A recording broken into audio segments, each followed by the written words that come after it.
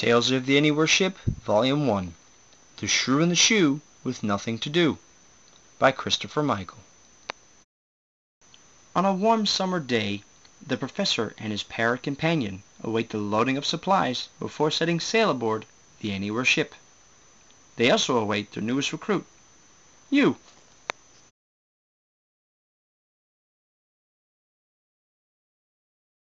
Well, hello there.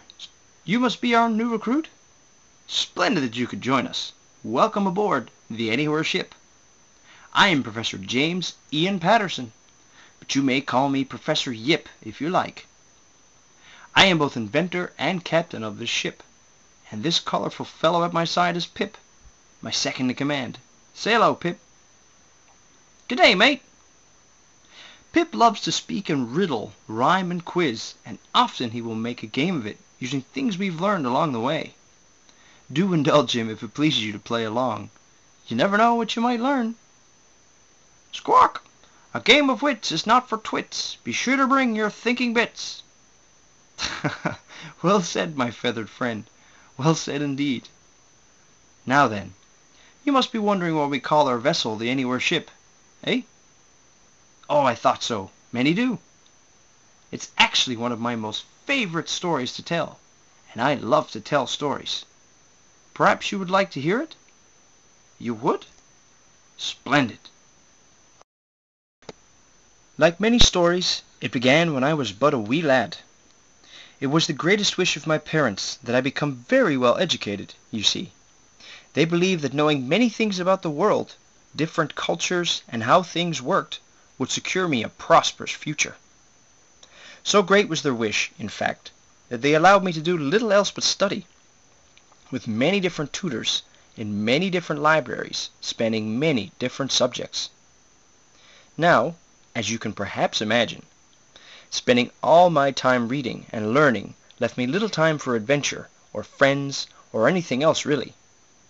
Although I enjoyed my lessons, and I so very much wanted to make my parents proud, I could not escape the feeling that I wasn't truly living. That, my newest pupil, is when I became inspired to find a way to please both my parents and my desire for adventure, to ultimately create this magnificent ship. It was my greatest dream to see the world, to experience all the wonders that I had spent years just reading about, to see them with my own eyes, to collect and study artifacts and samples for myself. What a joy! But it wasn't until I became of age, upon becoming a young man, that my dream of finally leaving the classroom, of taking my studies abroad and outside the realm of theory, would finally become a reality. Since then I've spent many years traveling, unraveling mysteries, collecting artifacts, stories, samples, knowledge, and finding inspiration for my newest inventions. So you see, while my parents' intentions towards my success may have been slightly over-exaggerated, their hearts were most certainly in the right place.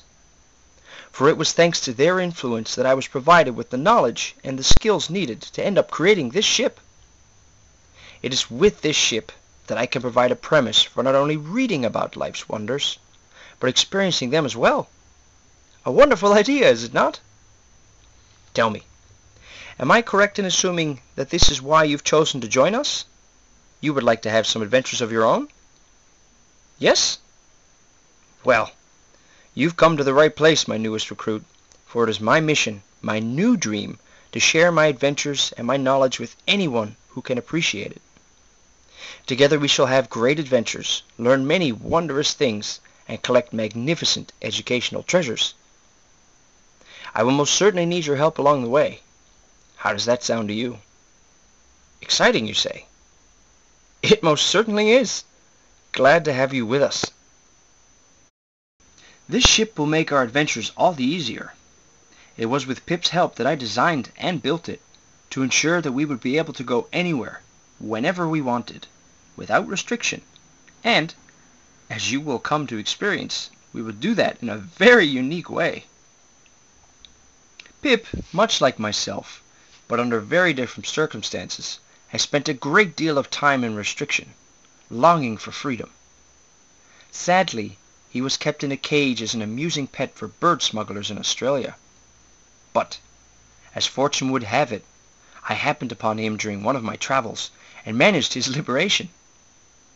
It was then that Pip decided to join me on my quests, as both my best friend and second in command of this great vessel. The rest, my newest pupil, is a story perhaps best left for another time.